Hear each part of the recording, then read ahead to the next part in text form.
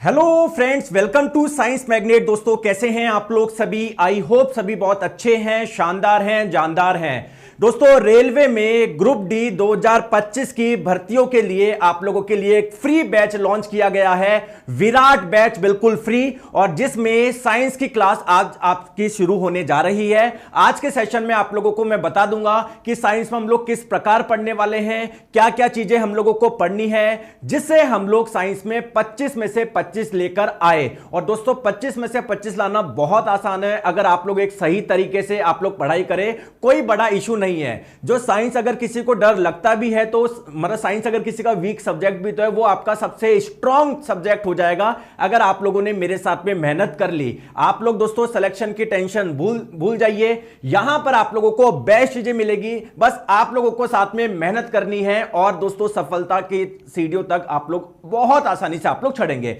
चलिए दोस्तों स्टार्ट करते हैं आज का सेशन। और मैं फिर से बता देता हूं, अब आप लोगों के लिए पूरा कंप्लीट लॉन्च किया गया है। टाइमिंग आप लोग सुन लीजिए, हर एक क्लास में आप लोग अवेलेबल रहने चाहिए। सिलेक्शन तभी होगा रोज जब आप लोग क्लास देखेंगे।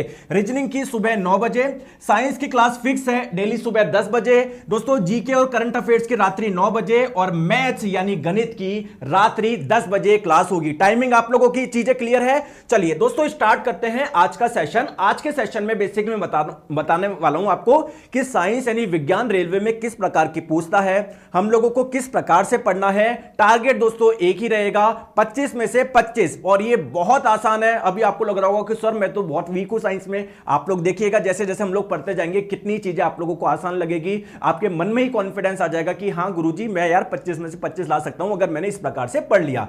देखिए दोस्तों ये हमारा सिलेबस है, मैं फिर से बता देता हूं कि जो साइंस है पूरे 25 मार्क्स की है, और ये हम लोगों को हर एक क्वेश्चन एग्जाम में जो आएगा वो इजीली सॉल्व कर दोगे आप लोग अगर आपने अच्छे से पढ़ाई कर ली। और दोस्तों सिलेक्शन केवल साइंस से नहीं होगा, बाकी सब्जेक्ट से होगा। तो मैं इस बार आप लोगों के लिए बेस्ट टीम और बिल्कुल फ्री में आपके लिए लॉन्च करी है, तो आप लोगों को भी डेली क्लास में लाइव आना है। चलिए दोस्तों बात करते हैं साइंस यानी विज्ञान की। टारगेट में बार बार टेक्नीशियन में भी मैंने यही बोला, अभी जब एग्जाम हुआ था 40 मार्क्स की साइंस आई थी कि 40 में से 40 लेके आना है। आरआरबी जेई में भी मैं एक ही बात बोलता था कि यार नहीं 30 में से 30 लेके आना है। एएलपी का एग्जाम हुआ 20 में से 20 और बच्चे लेकर आए क्योंकि उन्होंने साथ में मेहनत करी। तो इस बार बारी है ग्रुप डी की, और ग्रुप डी में हमारा टारगेट है 25 आउट ऑफ 25। और अगर दोस्तों ये ऐसा नहीं है कि एक सपना है, भाई सपना ठीक है देख लियो सर मैं 25 में से 25 लाना चाहता हूं, लेकिन साथ में मेहनत भी तो करनी पड़ेगी, क्योंकि यार मैं तो यहां पर आप लोगों के साथ में पिछले 8 वर्षों से मेहनत कर रहा हूं। तो आप भी अगर मेरे साथ में मेहनत करेंगे तो ये बहुत आसानी से हम लोग अचीव कर लेंगे। चलिए अब बात करते हैं गुरुजी सिलेबस के बारे में बताइए। दोस्तों सबसे अच्छी चीज ये है कि आप लोग सिलेबस चाहे एएलपी का देखिए, चाहे टेक्नीशियन का देखिए, चाहे ग्रुप डी में देखिए, साइंस के बारे में एक ही चीज लिखी जाती है, क्या कि साइंस में देखो जब आप लोग पढ़ोगे, इसको हिंदी में भी मैं लिख देता हूं कि 10वीं कक्षा के स्तर के, मतलब आप लोगों को कोई 11वीं की नहीं आएगी, 12वीं की नहीं आएगी, बीएससी एमएससी कुछ आती कि नहीं, 10th क्लास के लेवल की आप लोगों से पूछी जाएगी। 10th क्लास के लेवल का आप लोगों को भौतिकी यानी फिजिक्स पूछी जाएगी। 10th क्लास के लेवल की आपको केमिस्ट्री यानी रसायन विज्ञान पूछी जाएगी। 10th क्लास के लेवल की बायोलॉजी यानी जीव विज्ञान पूछी जाएगी। तो ये तो आप लोग दिमाग से निकाल दीजिए कि सर मेरी साइंस वीक है, कोई बीएससी एमएससी वाली नहीं आ रही है, जनरल साइंस आ रही है, सामान्य विज्ञान आ रही है। फिर भी लोग गलती क्यों करते हैं? क्योंकि दोस्तों वो बेसिक ही नहीं पढ़ते हैं या बेसिक समझते ही नहीं है। तो अब भी आप लोगों का मौका है कि आपका इतिहास जो भी रहा हो, आपकी हिस्ट्री जो भी रही हो, यहां से आप लोगों का फ्यूचर यानी भविष्य बहुत बढ़िया बनने वाला है विज्ञान का, अगर आप लोग दोस्तों मेहनत करोगे। देखो मेहनत करोगे हर चीज आपकी सॉल्व होती है, बिना मेहनत के कुछ भी नहीं होता। तो ये आप लोगों का जो सिलेबस है पूरा अच्छे से कवर हो जाएगा। तो बेसिकली दोस्तों हम लोगों को साइंस यानी विज्ञान में 4 सेक्शन पढ़ने हैं। आप लोग बोलेंगे कि सर सिलेबस में तो केवल 3 चीजें लिखी हुई है, फिजिक्स यानी भौतिक विज्ञान, केमिस्ट्री यानी रसायन विज्ञान, और लाइफ साइंस यानी सर जीव विज्ञान आप लोग बोल सकते हो। तो सर आप 4 पार्ट क्यों बोल रहे हो? आइए मैं आपको बताता हूं। तो विज्ञान में आप लोगों को 4 भाग आपको पढ़ने हैं। एक पहला फिजिक्स यानी भौतिक विज्ञान, केमिस्ट्री यानी रसायन विज्ञान, बायोलॉजी यानी जीव विज्ञान, और दोस्तों इसी का एक पार्ट है एनवायरमेंट यानी पर्यावरण। तो हम लोगों को ये 4 चीजें पढ़नी है। अच्छा ईमानदारी से बताइए इन 4 में से कौन सी ऐसी चीज है जो सर आपको थोड़ी हार्ड लगती है, मुश्किल लगती है? आपके लिए सबसे आसान वही बन जाएगा। बताओ इन चारों में से क्या आपको हार्ड लगता है, कठिन लगता है? किसी को ये लगता होगा, किसी को ये लगता होगा, किसी को ये लगता होगा। दोस्तों मैं आप लोगों को बता रहा हूं कि ये चारों चीजें बहुत आसान है, एक सही क्रम में अगर एक सही तरीके से पढ़े कहीं आप लोगों को दिक्कत होने वाली नहीं है। बायोलॉजी, अभी देखना आप लोग बायोलॉजी यानी जीव विज्ञान कैसे पढ़ाएंगे, किसी को रसायन विज्ञान हार्ड लगे तो कैसे पढ़ेंगे, सारी चीजें क्लियर हो जाएगी। चलिए पहले दोस्तों एक बार सिलेबस डिस्कस कर लेते हैं कि सर हमको फिजिक्स यानी भौतिक विज्ञान में कौन कौन से टॉपिक पढ़ने हैं। दिक्कत क्या आती है जब आप लोग एक सही क्रम में नहीं पढ़ते। तो फिजिक्स यानी भौतिक विज्ञान पढ़ने का सही क्रम क्या है, मैं आप लोगों को सीक्वेंस बता रहा हूं, इसी सीक्वेंस में हम लोग पढ़ेंगे, ठीक है। और ये जब इस क्लास की आपको पीडीएफ भी मिलेगी तो ये भी आप लोग अपने नोट्स में डाल लीजिएगा कि मेरे को कौन कौन से टॉपिक पढ़ने हैं, क्योंकि अगर आपको टॉपिक ही नहीं पता होगा, सिलेबस ही नहीं पता होगा कि पढ़ना क्या है, फिर हम लोग पढ़ेंगे क्या, आगे बात समझ में। चलिए दोस्तों भौतिक विज्ञान में जो हमारा पहला चैप्टर हम लोग पढ़ेंगे वो पढ़ेंगे मात्रक एवं मापन यानी यूनिट एंड मेजरमेंट, ठीक है। चलिए इसके बाद में दोस्तों हमारा अगला चैप्टर होगा मोशन यानी गति। अभी ये देखो चैप्टर आपको लग रहा है कि छोटा सा चैप्टर है, अरे इसमें नहीं, इसमें बहुत सारी चीजें आती है। इसमें चाल, वेग, त्वरण, गति के समीकरण, ग्राफ, बहुत सारी चीजें आती है। तो देखने में आपको ये छोटा सा लग रहा है कि सर ये छोटा सा है, और इसमें बहुत सारी चीजें है ना, आगे बात समझ में। फिर ये अगला चैप्टर हमारा ये होगा, अगला चैप्टर हमारा ये होगा, है ना। अभी मैं आपको केवल चैप्टर्स के नाम बता रहा हूं, क्योंकि अगर एक एक चीज में मैं बताने लग गया ना तो 2-3 घंटे तो सिलेबस डिस्कशन में चल जाएंगे। तो मैं चैप्टर्स के नाम बता रहा हूं, ठीक है। इसके बाद में दोस्तों ग्रेविटेशन यानी गुरुत्वाकर्षण, इसके बाद में कार्य, ऊर्जा एवं शक्ति, उसके बाद में प्रकाश का परावर्तन, उसके बाद में प्रकाश का अपवर्तन, उसके बाद में ह्यूमन आई यानी मानव नेत्र के बारे में पढ़ेंगे। चलिए उसके बाद में दोस्तों विद्युत बहुत इंपॉर्टेंट है। रेलवे हर साल, मतलब अगर ग्रुप डी की बात करें, हर साल 2 से 3 क्वेश्चन इस चैप्टर से आते हैं इलेक्ट्रिसिटी से, और इसी का दोस्तों भाई है मैग्नेटिज्म यानी चुंबकत्व। दोनों मिला के आप लोगों के 5 से 6 क्वेश्चन आते हैं। अभी आरआरबी जेई का जो एग्जाम हुआ था ना, उसकी एक एक शिफ्ट में 7-7 क्वेश्चन, 8-8 क्वेश्चन केवल इन 2 चैप्टर्स के थे। आप लोग समझ रहे हो बात को। चलिए बात करते हैं हीट एंड टेम्परेचर यानी उष्मा एवं तापमान। बात करते हैं दोस्तों सोर्स ऑफ एनर्जी यानी ऊर्जा के स्रोत। यानी दोस्तों आपको बताऊं एनसीईआरटी से ये चैप्टर आपका हट चुका है, लेकिन फिर भी मैं आप लोगों को पढ़ाऊंगा क्योंकि बहुत ज्यादा बड़ा नहीं है, आराम से हम लोग पढ़ लेंगे। बाई चांस अभी आप लोगों के कुछ क्वेश्चन आ जाए तो, हालांकि एनसीईआरटी से ये हट चुका है। चलिए बात करें दोस्तों रसायन विज्ञान की। रसायन विज्ञान में पहला जो आपका चैप्टर होगा वो होगा पदार्थ। आगे बात समझ में। इसके बाद में दोस्तों आप देखेंगे कि यार जो कोई भी पदार्थ होता है ना वो बहुत छोटे छोटे कणों से मिलकर बना होता है, जिसे एटम यानी परमाणु बोलते हैं। तो परमाणु के बारे में समझेंगे। फिर मैं आपको बताऊंगा कि परमाणु यानी एटम्स मिलकर क्या बना लेते हैं, मॉलिक्यूल, अणु बना लेते हैं, उसके बारे में पढ़ेंगे। और फिर पढ़ेंगे कि एटम के अंदर, परमाणु के अंदर क्या पाया जाता है, यानी परमाणु की संरचना पढ़ेंगे, एटम का स्ट्रक्चर हम लोग पढ़ेंगे। आगे बात समझ में। फिर केमिकल बॉन्डिंग, रासायनिक बंध बनते कैसे हैं, टूटते कैसे हैं, आगे बात समझ में। चलिए दोस्तों बहुत अलग अलग प्रकार की अभिक्रिया होती है, उन अभिक्रिया के बारे में पढ़ेंगे, उन रिएक्शंस के बारे में पढ़ेंगे, ठीक है। बात आती है दोस्तों अगला अम्ल, क्षारक एवं लवण यानी एसिड, बेस एंड सॉल्ट। उसके बाद में धातु एवं अधातु, उसके बाद में कार्बन एवं इसके यौगिक। अरे दोस्तों एक बार यस करिए, सीरियस हो या नहीं हो, सिलेक्शन लेना ही नहीं लेना। तो जब आप लोग बोलोगे कि हां सर सिलेक्शन लेना है, लेना है, लेना है, लेना है, जब आप लोग बोलोगे तो आपका माइंड भी इसी प्रकार से तैयार होता है कि भाई साहब इसको सिलेक्शन लेना है, तो मेरे को अब इसको डिस्ट्रैक्ट नहीं करना। तो लिखिए कमेंट में हां गुरुजी सिलेक्शन लेना है। अगर आप लोग जो चीजें सोचोगे, जो चीज आप लोग बोलोगे, वही चीज आप लोगों के कैरेक्टर में भी आपको दिखाई देगी। आप लोग देखोगे अपने आप गोल के और एंगेज हो जाओगे कि नहीं यार मुझे पढ़ाई करनी है। आगे बात समझ में, तो लेना है ना। चलिए बहुत बढ़िया, आ जाओ। इसके बाद में तत्वों का वर्गीकरण। दोस्तों ये वाला चैप्टर एनसीईआरटी से हटा दिया गया है। सर इस वाले चैप्टर में क्या क्या आता है, अगर आपने कभी सुना हो डोबे-राइनर का त्रिक नियम, सर मैं तो नहीं सुना, मैं तो पहली बार क्लास देख रहा हूं, कोई बात नहीं, मैं जस्ट ऐसे टॉपिक के नाम बता रहा हूं। मेंडलीव की आवर्त सारणी कभी सुना है? नहीं सर मैंने सुना नहीं, कोई बात नहीं। जिन्होंने सुना है मैं आपको बता दूं ये चैप्टर अब एनसीईआरटी से हटा दिया गया है, लेकिन फिर भी मैं आप लोगों को करवाऊंगा अगर क्वेश्चन एग्जाम में पूछ ले तो, है ना। आगे बात समझ में। इस बार दोस्तों 2024 में जो आपका एग्जाम हुआ है, चाहे वो आपका एएलपी का हुआ हो, असिस्टेंट लोको पायलट का हुआ हो, चाहे टेक्नीशियन का हुआ हो, चाहे जूनियर इंजीनियर का हुआ हो, उन्होंने नई वाली एनसीईआरटी फॉलो करी है। तो जो चैप्टर हटा दिए गए एनसीईआरटी से, वो वाले चैप्टर से क्वेश्चन ही नहीं आए, लेकिन फिर भी मैं आप लोगों को ये करवाऊंगा, क्योंकि दोस्तों मान लो अगर बाई चांस 1-2 भी पूछ ले तो हमारा तो टारगेट 25 में से 25 है भाई साहब। मान लो आप ये छोड़ के गए और एक क्वेश्चन आ गया तो 24 ही रह जाएंगे ना, टारगेट तो 25 है, तो हम लोग पूरी इस प्रकार से करेंगे। दोस्तों दैनिक जीवन में रसायन डेली लाइफ केमिस्ट्री, इसमें आपके दैनिक जीवन में बहुत सारी चीजें इस्तेमाल होती है जहां पर केमिस्ट्री लगती है, जैसे सोप हो गया, साबुन हो गया, डिटर्जेंट हो गया, कांच हो गया, प्लास्टिक हो गया, रेशा हो गया, कपड़ा हो गया। आगे बात समझ में? चलिए दोस्तों, जीव विज्ञान के बारे में बात करेंगे। अगर मैं आपको ईमानदारी की बात बताऊं, फिजिक्स और केमिस्ट्री यानी भौतिक विज्ञान और रसायन विज्ञान का सिलेबस लगभग बराबर है ना, या बोल सकते हो रसायन विज्ञान का सबसे छोटा है। थोड़ा सा जो बड़ा है वो बायोलॉजी यानी जीव विज्ञान का है। जीव विज्ञान में टॉपिक्स की संख्या ज्यादा है।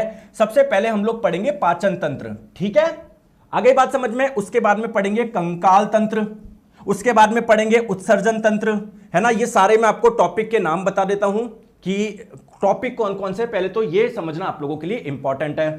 फिर रक्त के बारे में समझेंगे, परिसंचरण तंत्र के बारे में समझेंगे, पोषण के बारे में समझेंगे, ठीक है। फिर उसके बाद में दोस्तों कोशिका बहुत इंपॉर्टेंट है। हर साल आप लोगों का इससे क्वेश्चन आता है। इस बार भी आप लोग देखोगे क्वेश्चंस आप लोगों के बहुत आए हैं, है ना। तो यार जब सिलेबस में है तो क्यों नहीं आएंगे क्वेश्चंस, बताओ। चलिए, इसके बाद में दोस्तों उत्तक यानी टिश्यू के बारे में पढ़ेंगे। उसके बाद में दोस्तों जीवों में प्रजनन, जीव प्रजनन कैसे करते हैं, रिप्रोडक्शन कैसे करते हैं।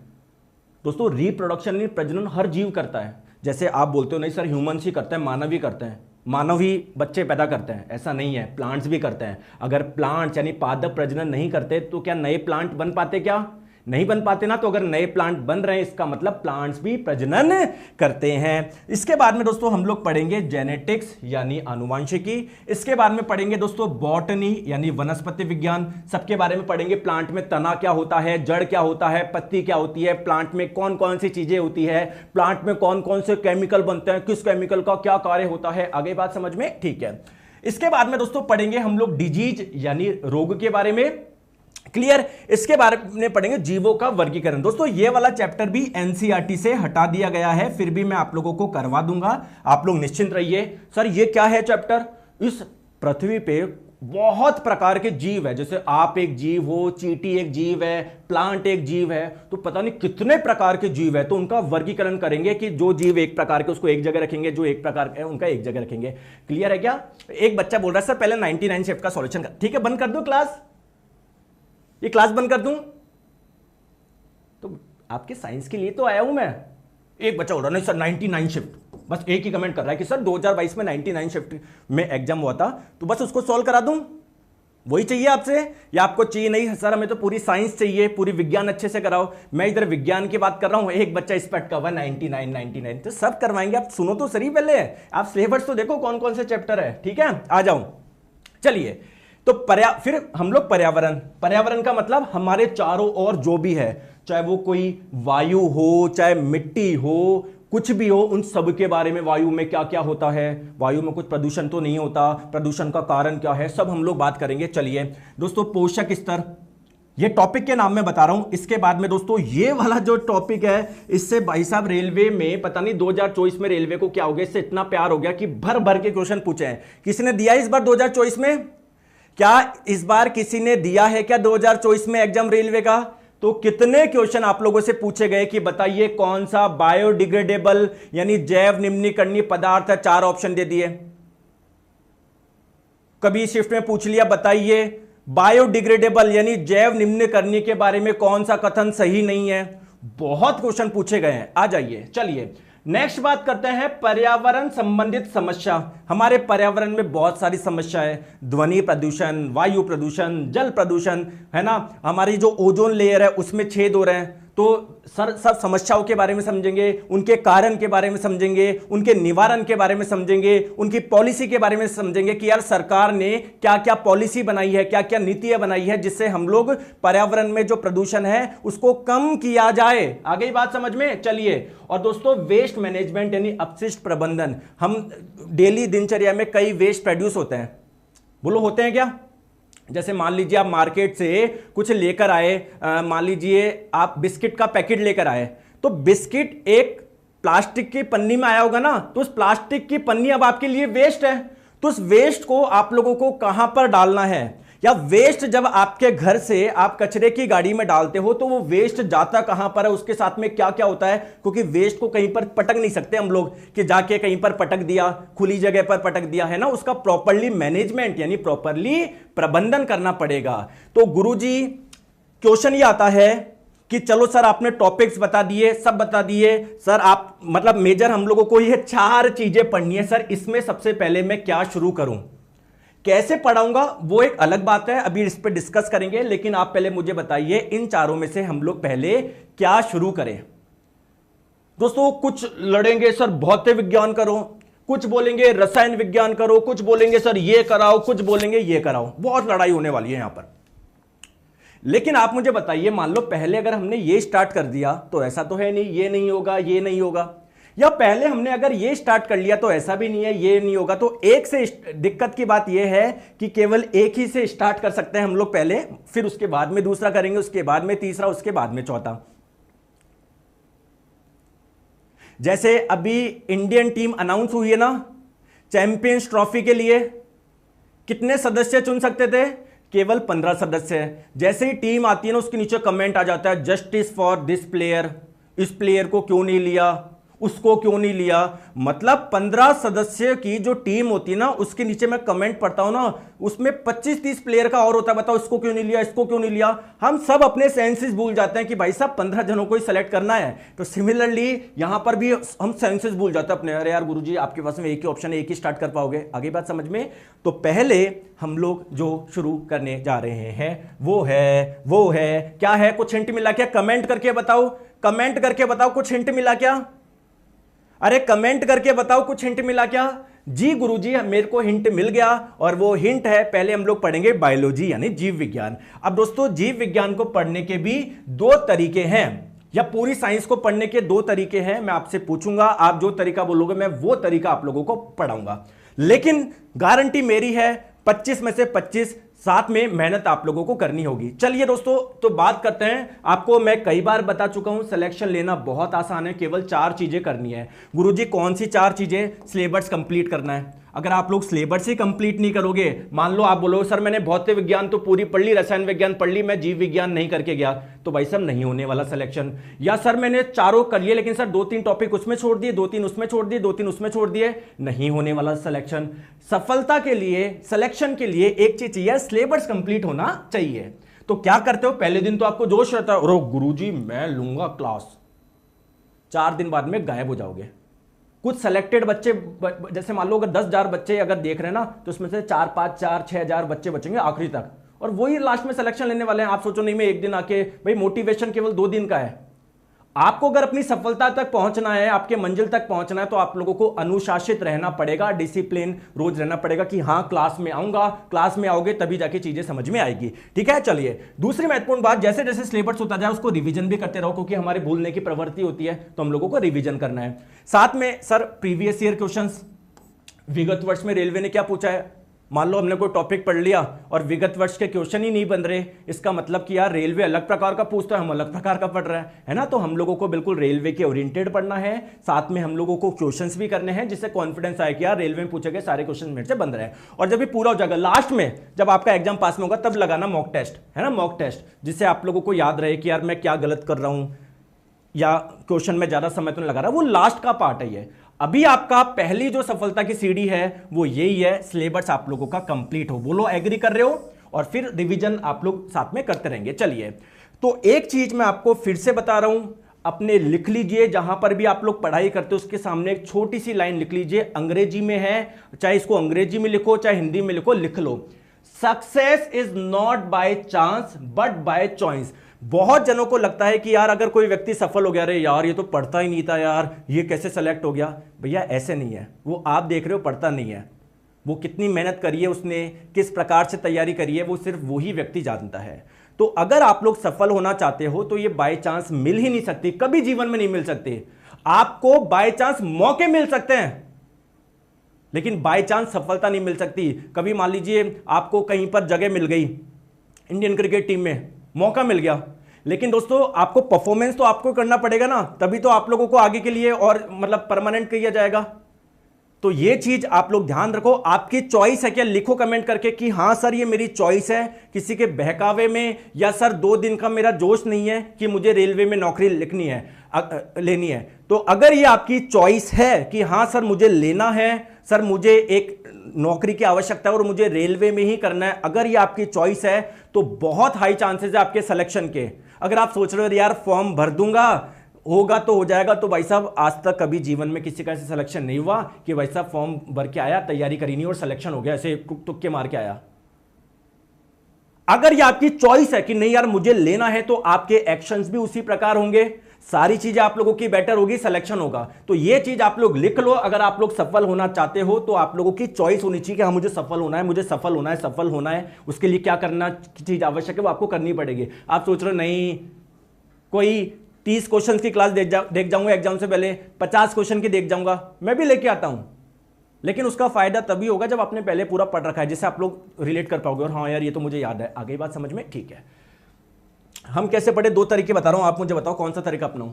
सर कंप्लीट थ्योरी या सिर्फ क्वेश्चन करा दो, क्योंकि मैं तो देखो दोनों माध्यम से सिलेक्शन करा दूंगा। आप जैसे आप ये मत सोचो कि सर थ्योरी पढ़ने से ही सिलेक्शन होगा या क्वेश्चंस पढ़ने से होगा, मैं जो तरीका अपनाऊंगा मैं उससे आपका सिलेक्शन करा दूंगा, मतलब पूरा कंप्लीट करा दूंगा 25 में से 25। ये तरीका आपको चुनना है कि गुरुजी नहीं मुझे थ्योरी पढ़नी है बिल्कुल एक एक चीज नहीं, या सर क्वेश्चंस का पोस्टमार्टम कर दो। सर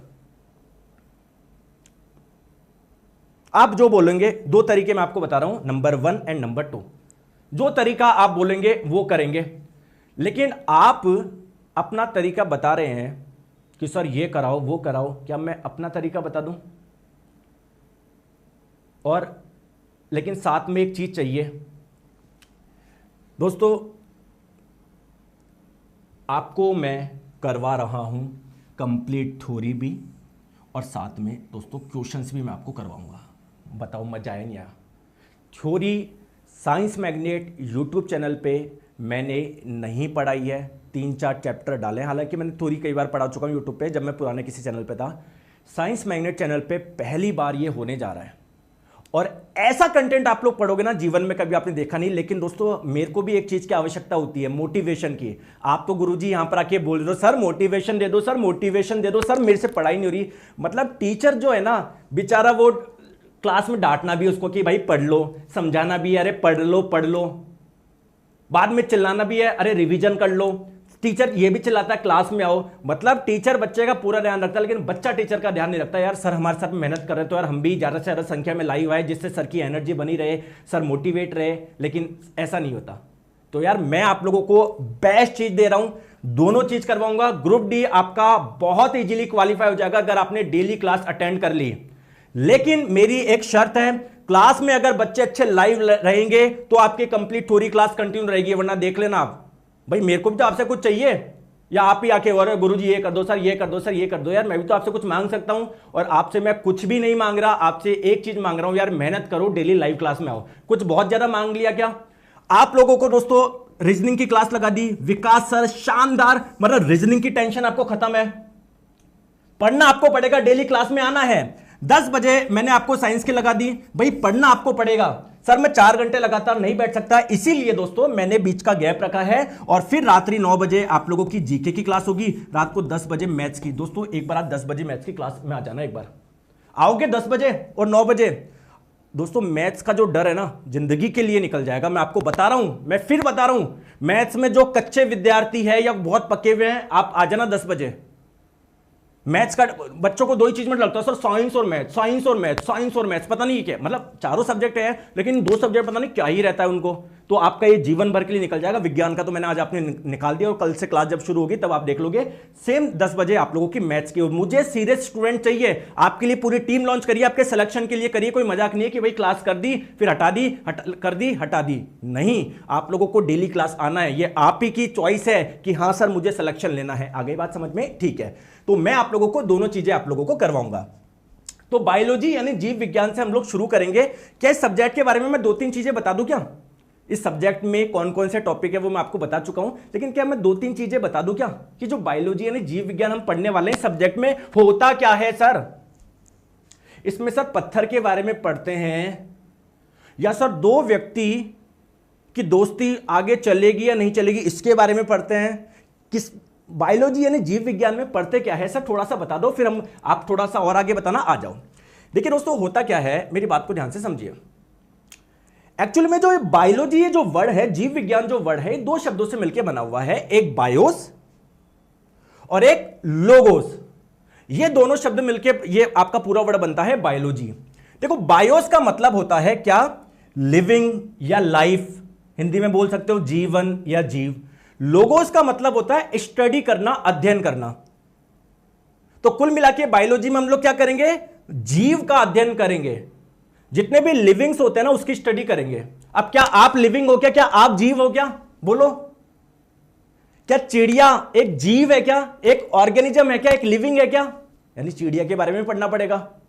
प्लांट जो है क्या वो एक लिविंग है क्या वो एक जीव है क्या, यानी यार उसके बारे में भी पढ़ना पड़ेगा। तो सारे जीवों के बारे में पढ़ेंगे ना, ठीक है। लेकिन गुरुजी एक चीज समझ में नहीं आई, मुझे पता कैसे पड़ेगा ये जीव है या नहीं है? अच्छा, मैंने आपको बोला, एक एग्जांपल दिया कि मेरे हाथ में ये पेन है, क्या हम लोग इसके बारे में पढ़ेंगे क्या? अब आपके मन में क्वेश्चन आएगा, सर अगर ये लिविंग है, जीव है तो पढ़ लेंगे, अगर नहीं है तो नहीं पढ़ेंगे। तो ये कैसे पहचानूं ये जीव है या नहीं है? तो दोस्तों अगर आप लोगों को पहचानना है कि जीव है या नहीं है, तो जीव में कुछ गुण पाए जाते हैं। आइए मैं उसके बारे में बताता हूं। पहला गुण दोस्तों, जीव में ग्रोथ होती है, वृद्धि होती है। क्या आप में ग्रोथ हुई है क्या? पहले हम छोटे थे, फिर बड़े हुए, फिर और बड़े हुए। सेम जितने भी जीव होते हैं सब में ग्रोथ होती है। ये पेन आज जितना है 2 साल बाद देखोगे क्या इसकी लंबाई बढ़ जाएगी क्या? सर ग्रोथ ही नहीं हो रही, यानी ये जीव नहीं है। तो ग्रोथ होनी चाहिए। दूसरी बात दोस्तों, जीव जो होते हैं ना वो रिप्रोडक्शन करते हैं, प्रजनन करते हैं। जैसे हम एक जीव है तो हमारे बच्चे बनेंगे, फिर उन बच्चे के बच्चे बनेंगे। जीव प्रजनन कर सकते हैं। क्या मैं बोलूं कि इस पेन को बोलूं भाई आज मौसम बढ़िया है, रोमांटिक गाने चल रहे हैं, तो ये इतनी देर में एक नया पेन बना देगा? ऐसा हो सकता है क्या? नहीं हो सकता, क्योंकि जीव है ही नहीं है। आ जाओ दोस्तों, जीव की और विशेषता क्या है, उनकी बॉडी में बहुत अलग अलग प्रकार की क्रियाएं होती रहती हैं। उन सबको मिला के हम लोग बोलते हैं मेटाबॉलिज्म, यानी उपापचय। जैसे हमारी बॉडी में बहुत सारी चीजें होती है, भोजन खाते हैं उसका पाचन होता है, अलग अलग प्रक्रिया होती रहती है। क्या इसके अंदर होती है कि इसके अंदर कुछ भी नहीं है? कहा अंदर जाके देखो कुछ हो रहा है, अंदर हो रहा है क्या? इसका अंदर कोई दिल धड़क रहा है? कुछ है ही नहीं सर, ठीक है। और चौथी इंपॉर्टेंट बात क्या है, आपको अगर धूप में खड़े रहो तो आपके कुछ फर्क पड़ेगा क्या? हाँ सर पड़ेगा सर, मैं तो अंदर भग जाऊंगा, मेरे को गर्मी लगेगी। ठंड में खड़े रहो, हाँ सर फर्क पड़ेगा सर, मैं तो अंदर भग जाऊंगा। लेकिन दोस्तों जो निर्जीव होते हैं उनको कुछ फर्क नहीं पड़ता, यानी जो पर्यावरण को वो रेस्पॉन्ड ही नहीं करते। वो आगे बात समझ में? जैसे दोस्तों अगर प्लांट की बात करें, जब सूर्य निकलता है तो ये उसकी ओर थोड़ा झुक जाते हैं, मतलब पर्यावरण को थोड़ा रेस्पॉन्ड कर रहे हैं। अब इधर मैं एक छोटा सा पत्थर रख दूंगा, उसको कोई मतलब ही नहीं है, धूप हो छाया हो कुछ भी हो। आगे बात समझ में? बोलो हाँ या ना, ठीक है। आ जाओ। तो सर ठीक है, आपने जीव विज्ञान में आपने ये समझा दिया पढ़ने वाले क्या हैं। कुछ हर सब्जेक्ट के कुछ, जैसे आपको मैं बोलूं कि भारत में क्रिकेट का गॉड किसे माना जाता है? अब ये उपाधि सबको तो दी नहीं गई कि भाई साहब कल तिलक वर्मा ने रन बना दी तो सर तिलक वर्मा को भी बोल दो। सर रवि बिश्नोई ने ना बाउंड्री पर से डाई मार के सर 2 रन रोक लिए थे सर, तो उसको उनको भी गॉड बोल दे क्या? तो ये गॉड की उपाधि एक ही व्यक्ति को दी गई है, श्री सचिन तेंदुलकर जी। फिर किसी को, बाकी को किंग बोल देते हैं, किसी को हिटमैन बोल देते हैं, किसी को, समझ रहे बात को मैं क्या बोलना चाह रहा हूं? तो सिमिलरली दोस्तों इस जीवों के बारे में बहुत ज्यादा अध्ययन, ये बहुत सारी बातें बताई है किसी एक व्यक्ति के द्वारा, तो उनको हम लोग बोल देंगे फादर ऑफ बायोलॉजी। आगे बात समझ में? तो जैसे अगर फादर ऑफ बायोलॉजी अगर आप लोगों से पूछे, एक बेसिक बात बता रहा हूं, हालांकि इनसे क्वेश्चन नहीं आता, लेकिन फिर भी आपको जीव विज्ञान का जनक आप लोगों से पूछा जाए तो एरिस्टोटल इनका नाम है, हिंदी में इन्हें अरस्तु बोलते हैं। अब दोस्तों जीव तो बहुत सारे हैं, अगर केवल एनिमल के बारे में पढ़ रहे हो, केवल जंतु के बारे में पढ़ रहे हो, तो उसको बोलते हैं जूलॉजी, जंतु विज्ञान। तो दोस्तों इन्होंने एनिमल्स के बारे में सबसे ज्यादा चीजें बताई, बहुत चीजें बताई, तो इसलिए हम लोग इन्हें जंतु विज्ञान का भी जनक बोलते हैं, जूलॉजी का भी फादर बोलते हैं। अगर बात करी जाए स्पेशली प्लांट्स के बारे में, बहुत ज्यादा चीजें, बहुत ज्यादा अध्ययन दोस्तों किन्होंने करा? थियोफ्रेस्टस नाम के व्यक्ति ने करा। और पादपों का अध्ययन यानी प्लांट की स्टडी को बोलते हैं बॉटनी। तो अगर आप लोगों से पूछा जाए फादर ऑफ बॉटनी तो ये है थियोफ्रेस्टस। सिमिलरली दोस्तों इस प्रकृति में क्या प्लांट और एनिमल ही के बहुत छोटे छोटे सूक्ष्म जीव भी है ना, जो हम अपनी आंखों से नहीं देख सकते, उसको बोलते हैं माइक्रोब्स, सूक्ष्म जीव। तो सूक्ष्म जीव के बारे में दोस्तों बहुत सारी चीजें बताई एंटोनी वॉन लीवेनहॉक ने, इसीलिए हम लोग इन्हें फादर ऑफ माइक्रोलॉजी, इन्हें सूक्ष्म जीव विज्ञान के जनक बोलते हैं। ये तो बायोलॉजी के बारे में एक बेसिक सी चीज थी, बेसिक सी। क्वेश्चन तो सर अलग प्रकार के आते हैं, जो हमारे टॉपिक्स है उनसे आते हैं। तो चलिए दोस्तों, क्या हम लोग कल अपना पहला टॉपिक स्टार्ट कर ले, क्लास 1 डाइजेस्टिव सिस्टम, ठीक है। अब दोस्तों एक चीज मैं आपको और बोलना चाहूंगा, 2022 में जो पेपर हुए थे, टोटल 99 शिफ्ट में आप लोगों के पेपर हुए थे। तो मैं हर एक शिफ्ट का सॉल्यूशन करवा रहा था, मैंने 7-8 का करा दिया। तो सर ये क्या इसकी भी मैं आपको कराऊंगा, इसकी क्लास का मैं टाइमिंग कल बता दूंगा कि यार ये 99 शिफ्ट का सॉल्यूशन की क्लास क्या कहां होगी, ठीक है। तो ये भी मैं आपको करवाऊंगा, मैं 8-10 शिफ्ट का करा चुका हूं, पूरी 99 शिफ्ट का मैं आपको सॉल्यूशन करा दूंगा। तो मैं कल आपको, क्योंकि कल आपको टाइमिंग बता दूंगा कि दोस्तों मैं इस बजे ले लूंगा या वीकेंड पे मैं ले लूंगा, आपको 99 शिफ्ट का वो भी सॉल्यूशन मैं आपको करवाऊंगा। क्लियर है क्या, आगे बात समझ में। सर पीडीएफ, ये देखो पंकज जी, सर पीडीएफ, एक तो भैया पीडीएफ के पीछे मत भागा करो, पहले जो मैं पढ़ा रहा हूं, जो मैं बता रहा हूं, पहले उसको सुन लिया करो। पीडीएफ, मार्केट में हजारों किताबें, ले लिया क्या आज तक सिलेक्शन? तो सिलेक्शन इसलिए लेते हो आप लोग, चीजें समझते नहीं है, टीचर जो पढ़ा रहा है बस पीडीएफ। आगे बात समझ में। तो दोस्तों पीडीएफ आपको क्लास के बाद में मिलेगी, इस टेलीग्राम चैनल पे मिलेगी, साइंस बाय नीरज सर। और क्लास जब खत्म हो उसके नीचे लिख के जाना कि हाँ गुरुजी डेली लाइव क्लास में आऊंगा, साइंस मैग्नेट चैनल पे जितनी चारों क्लासेज है सर मैं देखूंगा, मेरा सिलेक्शन है, मतलब मेरे को लेना है सिलेक्शन अगर नहीं लेना, मजाक करना है तो भैया उसका तो फिर कोई क्या ही कर सकता है। अगर सीरियस हो, क्योंकि देखो अगर आप अपने लक्ष्य के लिए सीरियस नहीं हो तो किसी से और से अपेक्षा भी मत करना आप कि नहीं गुरुजी आपने ये नहीं किया, या मान लो किसी पड़ोसी पे ब्लेम कर रहे हो, माता पिता पे कर रहे हो कि मम्मी पापा जी आपने मुझे 2 साल पहले नहीं पढ़ाया, 3 साल पहले नहीं पढ़ाया। अगर आप सीरियस नहीं हो तो और किसी को ब्लेम करना छोड़ दो, और अगर आप लोग सीरियस हो तो किसी को ब्लेम करने की आवश्यकता ही नहीं होगी, क्योंकि चीजें आप लोगों को जो लक्ष्य है आप मेहनत कर रहे हो वहां तक पहुंचोगे, इसमें क्या ब्लेम करना। आगे बात समझ में। तो बस मेरे को आपसे कमिटमेंट चाहिए कि हाँ गुरुजी मैं डेली लाइव क्लास में आऊंगा। क्लास का समय है दोस्तों सुबह 10 बजे। कल पाचन तंत्र, हमारी डाइजेस्टिव सिस्टम होगी, क्लास देख लेना। आप लोग बोलोगे यार गुरुजी इतनी आसान है क्या साइंस विज्ञान, आगे बात समझ में, ठीक है। बाकी क्लास का टाइमिंग मैं एक बार फिर से बताता हूं, एक भी क्लास मिस नहीं होनी चाहिए, सारे सब्जेक्ट मिलकर देते हैं सिलेक्शन। रीजनिंग की सुबह 9 बजे, साइंस की सुबह 10 बजे, दोस्तों जनरल अवेयरनेस की रात्रि 9 बजे, और दोस्तों मैथ्स की यानी गणित की रात्रि 10 बजे। प्रॉमिस करो कि हाँ गुरुजी मैं सब क्लास, देखो सिलेक्शन तभी होगा जब सिलेबस पूरा करोगे, और सिलेबस पूरा ऐसे तो होगा नहीं कि कोई मार्केट में गोली आती हो खाली और भाई सिलेबस हो गया पूरा। डेली क्लास में आनी पड़ेगी, मेहनत करोगे आप, खूब बहुत इंजॉय करोगे। आगे बात समझ में, कोई परेशानी कोई दिक्कत, जो क्लास में नहीं आया ना अगले दिन मुर्गा बना दूंगा। देखो लाइव चैट में निकाल के डाटा रहता है हमारे पास में कि भाई साहब जैसे मान लो कोई अरविंद जी है, आज अरविंद जी क्लास में नहीं आए तो भाई साहब घर पे फोन चला जाएगा, ध्यान रखना। आगे सर बुक का बता दीजिए, मेरी जब बुक आएगी मैं बता दूंगा आपको, बुक की कोई आवश्यकता नहीं है, आप इधर पढ़ लो। अब बात आती है कि सर क्लियर है, ग्रुप डी का फ्री बैच हो रहा है, आप लोगों को कुछ भी करने की आवश्यकता नहीं है। अब रेलवे में अलग अलग एग्जाम्स आते हैं, हो सकता है आप में से कोई बच्चे केवल ग्रुप डी की तैयारी करो तो उसके लिए मैंने बता दिया, लेकिन बहुत सारे बच्चे नहीं सर अभी एलपी का नोटिफिकेशन आएगा, टेक्नीशियन का आएगा मार्च में, सर मेरे को कंप्लीट तो 2025 वाले के लिए सर वो जो निर्माण बैच है उसके लिए ऑफ दे दो, तो उसका मैंने आपको पहले भी बता दिया। ऑफ अगर अभी आपका चल रहा है, 2025 में भी कई एग्जाम्स आएंगे, तो उन सब के लिए एक बार अगर आप लोगों को तैयारी करनी है तो उसके लिए निर्माण बैच है, जिसका सभी एग्जाम एक ही में आपके बैच में हो जाए, तो दोस्तों वो निर्माण बैच है, पूरा फाउंडेशन बैच है। जो बच्चे जुड़े हैं आप लोग उनसे पूछ लीजिए, एनसीईआरटी ओरिएंटेड है दोस्तों। 2000 डेली लाइव क्लास चलती है, इसमें 1 बजे क्लास का समय है। 2024 के सारे क्वेश्चंस करेंगे, complete theory plus questions batch है, प्री वाई क्यू एक्सपेक्टेड सब हम लोग करेंगे, साथ में टेस्ट सीरीज भी फ्री है। जैसे एक चैप्टर हो जाएगा जाके टेस्ट आप लोग लगाइए। गुरुजी कोई कोड है क्या? कोड सुन लो, इंडिया 200 रुपए का ऑफ मिल जाएगा, कोड लगाना मत भूलना, इंडिया इंडिया इंडिया इंडिया। गणतंत्र दिवस के उपलक्ष्य में आया था, इंडिया कोड आप लोग लगा लीजिएगा। सिमिलरली जो एलपीसीबी 2 का बैच है उसमें भी आप लोगों का कोड है इंडिया। आगे बात समझ में, ठीक है। तो प्ले स्टोर पे जाना, साइंस मैग्नेट ऐप इंस्टॉल करना, इसके कोर्स वाले सेक्शन में आप लोगों को मिल जाएगा निर्माण बैच, फाउंडेशन बैच है 2025 के सभी एग्जाम के लिए, जाके आप लोग बाय नाउ करिए, ठीक है। कोड मैंने आप लोगों को बता दिया, अप्लाई कूपन का ऑप्शन आएगा, इंडिया आप लोग लगा दीजिएगा, जैसे लगाओगे 200 रुपए का आप लोगों को ऑफ मिल जाएगा, ठीक है। और देखिए 2 बैच है, लाइव प्लस वीओडी। जो पिछला वाला बैच है वो आपको रिकॉर्डेड, मतलब इधर आपको मिल जाएगा वीओडी में, यहां पर आप लोगों को आपकी लाइव क्लास दर्शाई जाएगी, जैसे लाइव क्लास खत्म हो जाती है वो आपको फिर इसमें चल जाएगी। क्लियर, ठीक है दोस्तों। कमिट करके जाइए ना क्लास के नीचे कि हाँ सर मैं सब क्लास लूंगा। देखो आप अगर सीरियस होगे तो सामने वाला सीरियस होगा, आप ही अपने एग्जाम के लिए सीरियस नहीं हो तो फिर क्या होगा। आगे बात समझ में, बात आ गई समझ में, बात आ गई समझ में। तो Virat batch railway group D के लिए शुरू होने आज से हो गया है। कल अपना पहला टॉपिक शुरू करने जा रहे हैं, डाइजेस्टिव सिस्टम यानी पाचन तंत्र। जीके फॉरएवर जी, निर्माण में और उसमें बहुत फर्क है, ठीक है।